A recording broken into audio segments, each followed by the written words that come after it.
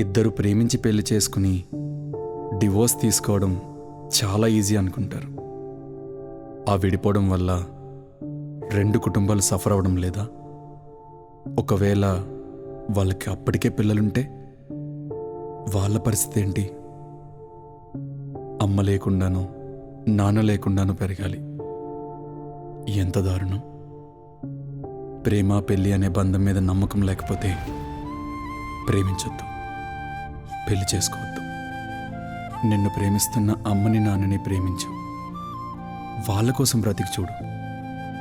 అప్పుడు తెలుస్తుంది life value ఏంటి అని.